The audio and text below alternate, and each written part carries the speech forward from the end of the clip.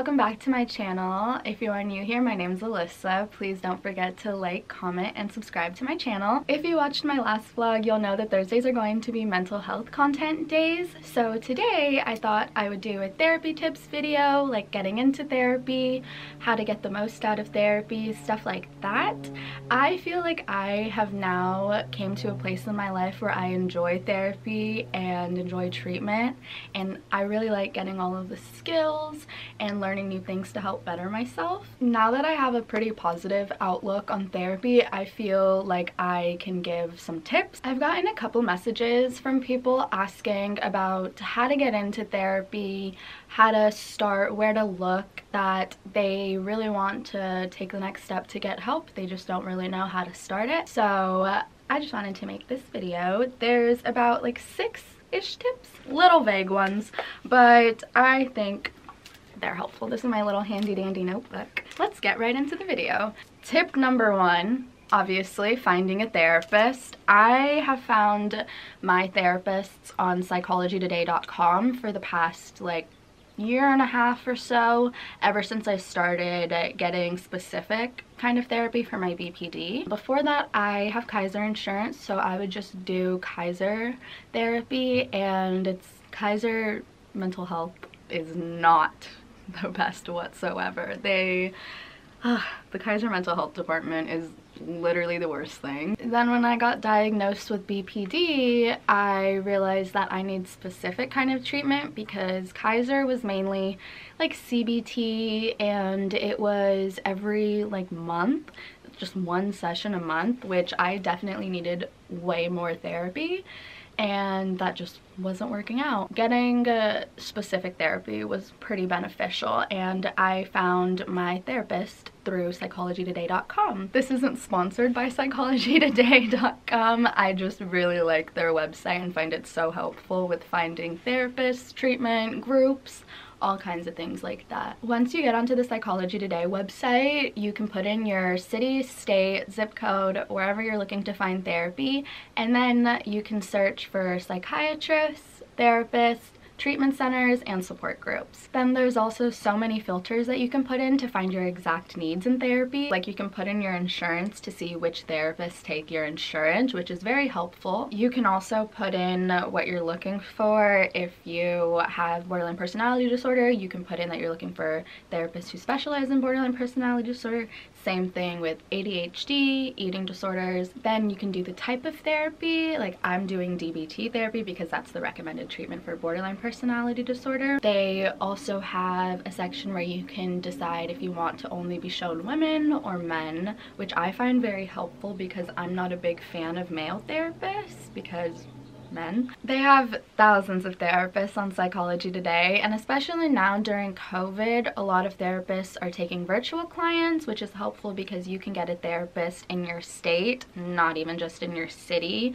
Virtual therapists are usually licensed in the state, and they can take clients all throughout whatever state you're in, so that's helpful. After you find a therapist or a couple therapists that you feel like you could connect with well, you feel like could be a good fit for you, they have their emails, websites, and phone numbers on each of their profiles, so you can contact them in any way you feel fit. Tip number 2, this kind of goes along with the last one, but people forget there are so many different types of therapy. There's DBT therapy, CBT, psychoanalysis, trauma-based therapy, acceptance commitment therapy, outdoor therapy.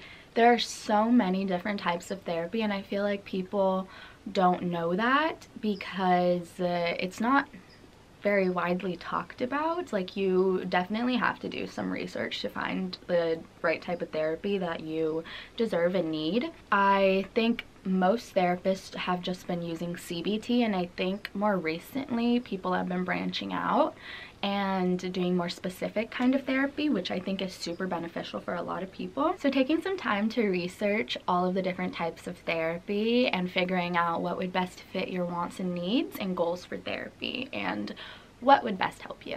Tip number 3, once you find the therapist and you set up your first appointment, I would always suggest writing down like a list of your trauma. And I know that it sounds like not weird, but you don't really want to talk about your trauma right away with a therapist, right? But I find it very helpful just giving them the list. You don't have to talk about it right away. You literally can just give them the list, move on from it.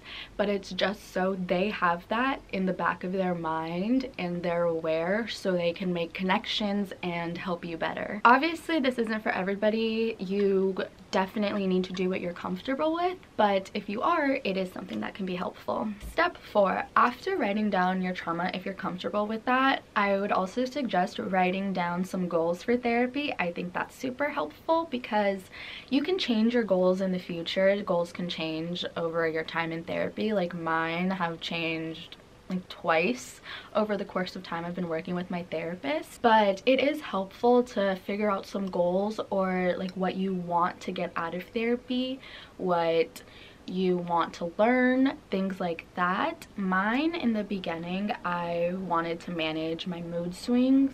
Right now my goal is like becoming more of a person by myself. So goals can change, but it gives you and the therapist a really good idea of where to get started with treatment. Tip number 4 is to get a journal specifically for therapy. And this is probably the one thing that has been the most beneficial for me ever since working with my current therapist. You can use your therapy journal in whatever way works best for you. It is literally all about you. Whatever you feel is going to help you and have all of your therapy stuff all together. I use my therapy journal in a couple different ways. One, I write down things that happen during the week or things that I think about during the week, just so I have everything written down for the session. I also use it during sessions. I have a pre-therapy section, a during therapy section, an after therapy section, and a homework section. I use the pre-therapy section kind of like the other pages, writing down stuff that happened during the week, but it's more so like the main points that I want to talk about during session. The during session is mainly where I just take notes, write down things that I learned during session that my therapist tells me, things like that. Just taking some notes during each session. The after therapy section, I use that to write down all of my thoughts after each session. Like if I felt like I talked about what I needed to talk about, if I felt like I was heard, if I felt like my therapist needs to do anything different, what I liked, what I didn't like, things like that. And then homework, again, everybody is different, so you may not get homework from your therapist, but if you do, I find it helpful to write it down because otherwise I will completely forget about it. The next tip is to be very transparent with your therapist, and this is way easier said than done. I'm not talking about necessarily transparent with trauma or things that are going on for you, your feelings, but transparent with how you think the therapist is doing, how you think they're helping you, what they could do better, what they are doing wrong, what do you like that they're doing. It is so helpful to be transparent with your therapist about how they are doing. I struggle with this sometimes just because I hate telling people what they're doing wrong, but your therapist is there for you, and if they get angry with you, that's on them. That's not on you at all. But it is so important to tell your therapist when you are feeling judged, when you are feeling invalidated, or just when you feel like something's wrong. The last tip, and I think this is super, super, super important, go to at least 5 sessions with a therapist before deciding to move on. Therapy is supposed to be uncomfortable at first. It is very uncomfortable talking about your feelings to a stranger. That's completely normal. I feel like a lot of people, they get very nervous their first session and then they don't want to come back. So I always say to go to at least 5 sessions because then you can get a feel, and if like the nerves kind of go away as time progresses. Obviously, there's certain situations where there's a very big red flag from a therapist, like if you genuinely feel like uncomfortable, unsafe, invalidated, things like that. But if it's just therapy nerves, then I would suggest going to 5 sessions before switching, because therapy nerves are normal. It's nerve-wracking talking to somebody about how you're feeling, things that have happened to you in the past, things that are going on. That is completely normal to be nervous about. But it could go away, so I would suggest 5 sessions with a therapist. Also, along with this, if you have a therapist and that therapist does not work out, so you stop seeing them, it is super important to remember that just because that one therapist did not work out doesn't mean no therapists will work out. And it is definitely a process and a hard mindset to get into, but there's a therapist out there for everybody. I 100% believe that because there are so many therapists. One therapist that I have had in the past told me finding a therapist is like dating. You just have to keep trying out so many. And I have had literally about like 16 therapists before I found my current therapist, and it's been helpful. Like, I've gotten a feel of what didn't work, what has worked. Don't be afraid to try different therapists.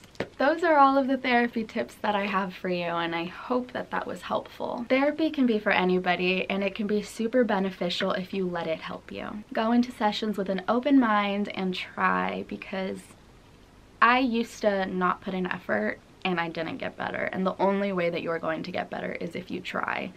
Definitely takes a lot of time getting to that point, but that is somewhere that you need to get, you know? Took me a while to get to that place, but now I am a fan of therapy. I want to get better, I want to put in the effort, and that's super helpful. That is it for today's video. I hope you enjoyed it. Let me know what other mental health content you would like me to post, because Thursdays are mental health days, like I said earlier. I love you all so much. Please don't forget to like and comment on this video and subscribe to my channel. I really hope you enjoyed this video, and I love you so much.